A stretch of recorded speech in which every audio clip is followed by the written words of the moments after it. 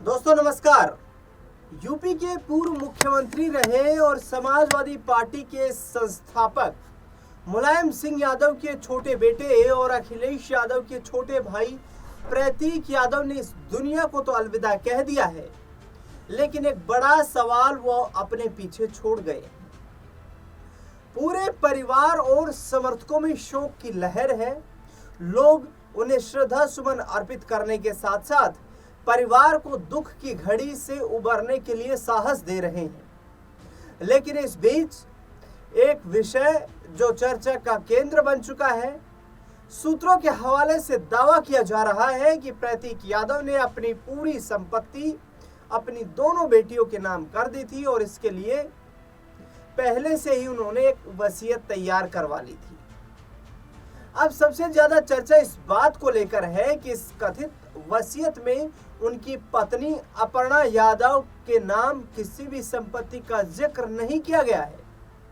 तो आखिरकार क्या प्रतीक यादव की करोड़ों की संपत्ति सिर्फ उनकी बेटियों को ही मिलेगी या अपर्णा यादव को भी उस संपत्ति में हिस्सेदारी मिलेगी?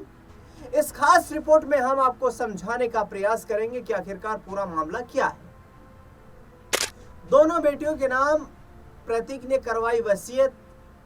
यही वजह है कि इस खबर ने राजनीतिक गलियारों से लेकर सोशल मीडिया तक नई बहस छेड़ दी है। लोग यह जानने की कोशिश कर रहे हैं कि आखिर क्या परिस्थितियां बनी कि प्रतीक ने इतना बड़ा फैसला लिया।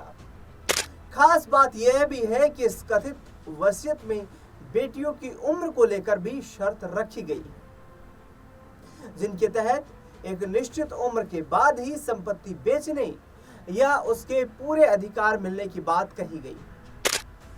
सूत्रों के मुताबिक प्रतीक यादव की वसीयत में साफ रूप से लिखा गया है कि प्रतीक यादव की संपत्ति उनकी दोनों बेटियों को ही मिलेगी। इतना ही नहीं, इसमें एक महत्वपूर्ण शर्त भी रखी गई है। बताया जा रहा है, दावा है कि बड़ी बेटी को 25 से 27 वर्ष की आयु पूरी होने के बाद ही संपत्ति बेचने या अपने हिसाब से इस्तेमाल करने का अधिकार मिलेगा।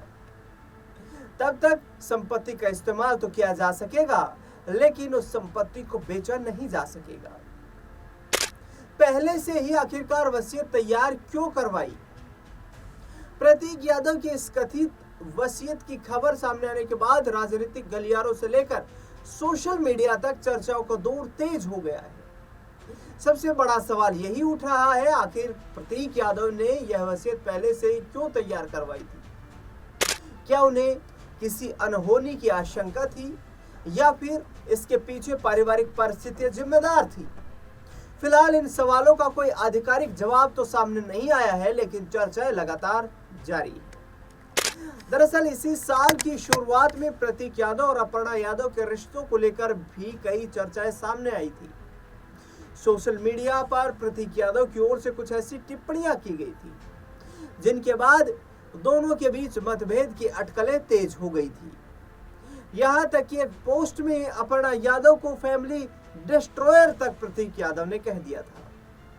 इसके बाद सोशल मीडिया और राजनीतिक हलकों में तरह तरह की प्रतिक्रियाएं भी देखने को मिली थी।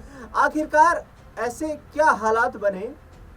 जनवरी 2026 के अंतिम दिनों में प्रतीक यादव ने एक वीडियो जारी करके यह कहा था कि दोनों के बीच कुछ कहासुनी जरूर हुई थी, लेकिन अब सब कुछ सामान्य है।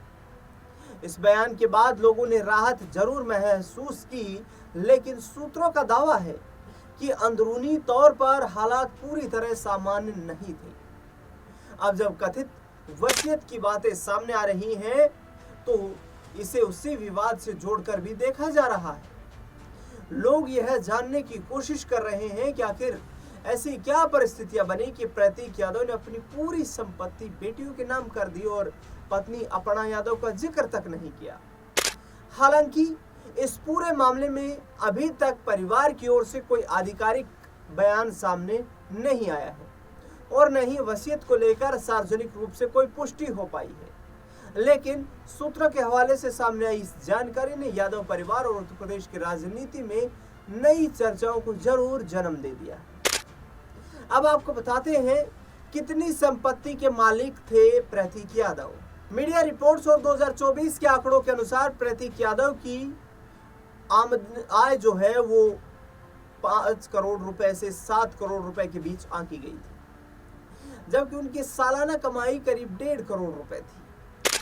हालांकि उनकी पत्नी अपर्णा यादव द्वारा पिछले चुनावी हल्फनामे में दी गई जानकारी के मुताबिक इस दंपति की कुल चल अचल संपत्ति करीब 23 करोड़ रुपए बताई गई थी।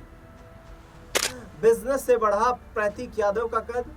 प्रतीक यादव मूल रूप से बिजनेसमैन और फिटनेस फ्रीक थे। उन्होंने लंदन से एमबीए करने के बाद लखनऊ में अपने बिजनेस की नींव रखी थी। उनका कारोबार कई सेक्टर्स में था। फिटनेस सेक्टर, उन्होंने लखनऊ के द फिटनेस प्लानेट और आयरन कोर फिट जैसे हाई एंड जिम चेन की शुरुआत की थी। इन जिमों में इटली और अमेरिका से मंगवाए गए आधुनिक उपकरण लगे थे और इनकी सालाना फीस करीब 35,000 रुपए। इसके अलावा रियल एस्टेट प्रतीक यादव की कमाई का दूसरा बड़ा जरिया था। वे प्रॉपर्टी डीलिंग, कंस्ट्रक्शन और बड़े रेजिडेंशियल प्रोजेक्ट्स में निवेश करते थे। वहीं साल 2019 में उन्होंने आयरन हाइड अप्रैल नाम से अपना फिटनेस गारमेंट ब्रांड भी लॉन्च किया था और ये बड़ा कमाई का जरिया था। प्रतीक यादव की महंगी कारों का कलेक्शन। प्रतीक यादव को महंगी कारों और रेसिंग का बेहद शौक था। उनके गैराज में करीब 5 करोड़ रुपए की लैम्बोर्गिनी, उनके अलावा रेंज रोवर और फॉर्च्यूनर जैसी लग्जरी गाड़ियां शामिल थी। फोर्ब्स के अनुसार उनकी संपत्ति का एक बड़ा हिस्सा रियल एस्टेट और ब्रांड एंडोर्समेंट से भी आता है।